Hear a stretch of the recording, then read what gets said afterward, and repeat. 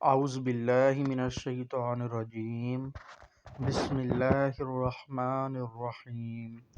السلام علیکم ورحمۃ اللہ وبرکاتہ۔ یوں ہی آپ نے پتھر پر پاؤں مارا، اس کے نیچے سے صاف اور عمدہ پانی پھوٹ نکلا۔ انہوں نے ایسا پانی پہلے کبھی نہیں پیا تھا، خوب سیر ہو کر پیا۔ پھر انہوں نے پوچھا، بھتیجے کیا آپ سیر ہو چکے ہیں؟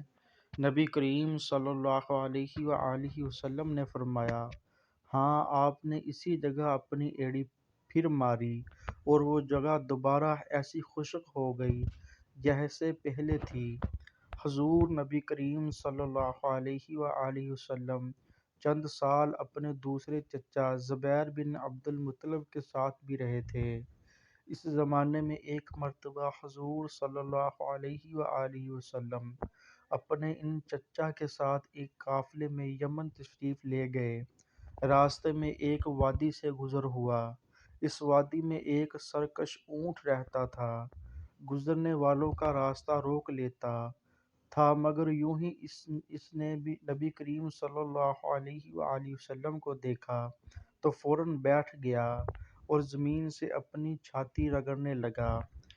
آپ اپنے اونٹ سے اتر کر اس پر سوار ہو گئے۔ اب وہ اونٹ آپ کو لے کر چلا اور وادی کے پار تک لے گیا۔ اس کے بعد آپ نے اس اونٹ کو چھوڑ دیا۔ یہ قافلہ جب سفر سے واپس لوٹا تو ایک ایسی وادی سے اس کا گزر ہوا جو طوفانی پانی سے بھری ہوئی تھی، پانی موجیں مار رہا تھا۔ یہ دیکھ کر آپ نے قافلے والوں سے فرمایا، میرے پیچھے پیچھے آؤ۔ پھر آپ اطمینان سے وادی میں داخل ہو گئے۔ باقی لوگ بھی آپ کے پیچھے تھے۔ اللہ تعالیٰ نے اپنی قدرت سے پانی خشک کر دیا اور آپ پورے قافلے کو لیے پار ہو گئے۔ قافلہ مکہ پہنچا تو لوگوں نے یہ حیرت ناک واقعات بیان کیے۔ لوگ سن کر بول اٹھے، اس لڑکے کی تو کچھ شان ہی نرالی ہے۔ ابن ہشام لکھتے ہیں، بنو لہب کا ایک شخص بہت بڑا قیافہ شناس تھا، یعنی لوگوں کی شکل و صورت دیکھ کر ان کے حالات اور مستقبل کے بارے میں اندازہ لگایا کرتا تھا۔ مکہ آتا تو لوگ اپنے بچوں کو اس کے پاس لاتے، وہ انہیں دیکھ دیکھ کر ان کے بارے میں بتاتا تھا۔ ایک بار یہ آیا تو ابو طالب آپ کو بھی اس کے پاس لے گیا، اور اس وقت آپ ابھی نوعمر لڑکے ہی تھے۔ قیافہ شناس نے آپ کو ایک نظر دیکھا، پھر دوسرے بچوں کو دیکھنے لگا۔ فارغ ہونے کے بعد اس نے کہا، اس لڑکے کو میرے پاس لاؤ۔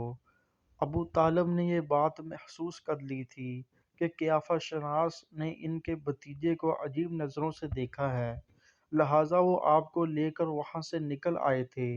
جب قیافہ شناس کو معلوم ہوا کہ آپ وہاں موجود نہیں ہیں تو وہ چیخنے لگا، تمہارا برا ہو، اس لڑکے کو میرے پاس لاؤ جسے میں نے ابھی دیکھا ہے، اللہ کی قسم وہ بڑی شان والا ہے۔ ابو طالب نے نکلتے ہوئے اس کے یہ الفاظ سن لیے تھے۔ ابو طالب نے تجارت کی غرض سے شام جانے کا ارادہ کیا۔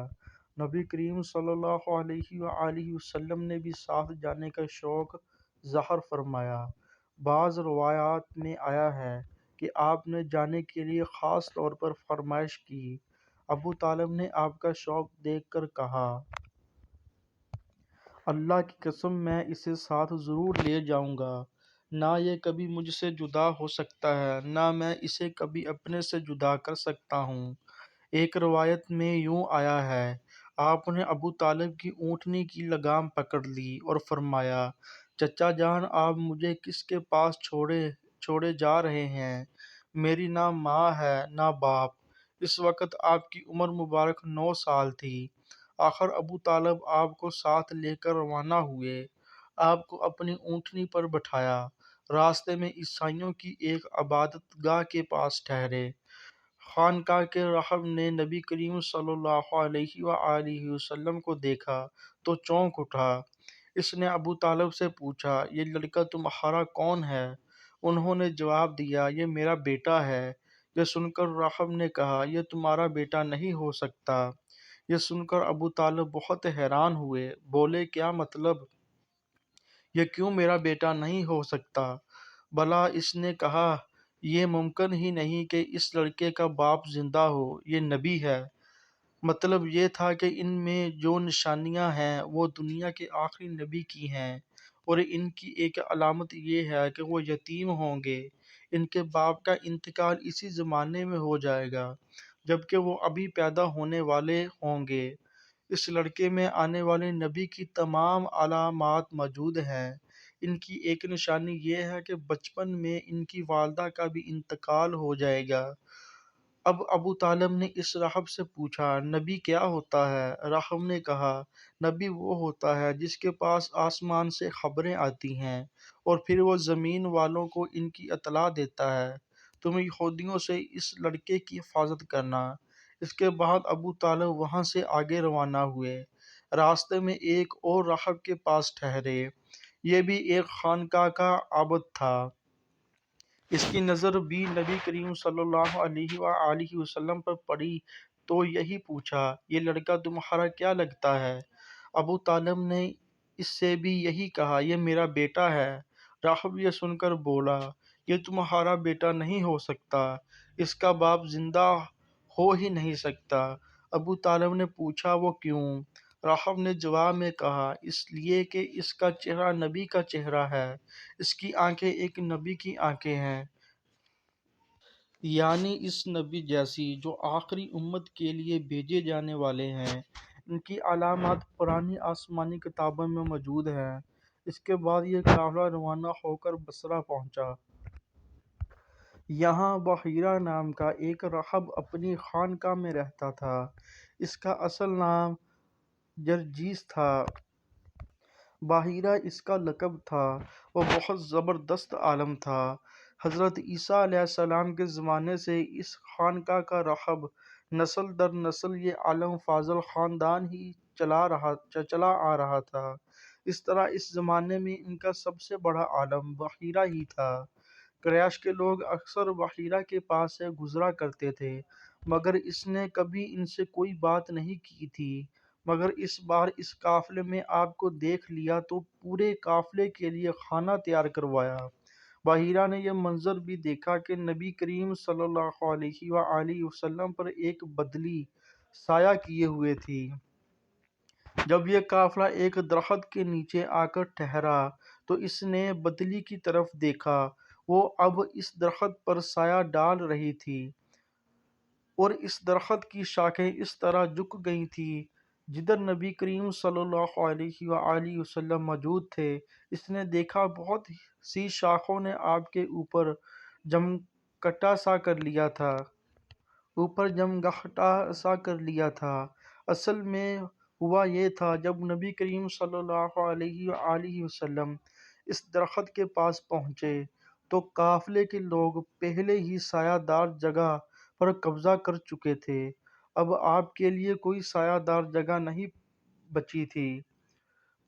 چنانچہ آپ جب دھوپ میں بیٹھے تو شاخوں نے اپنا رخ تبدیل کر لیا اور آپ کے اوپر جمع ہو گئیں۔ اس طرح آپ مکمل طور پر سایہ میں ہو گئے۔ بحیرہ نے یہ منظر صاف دیکھا تھا۔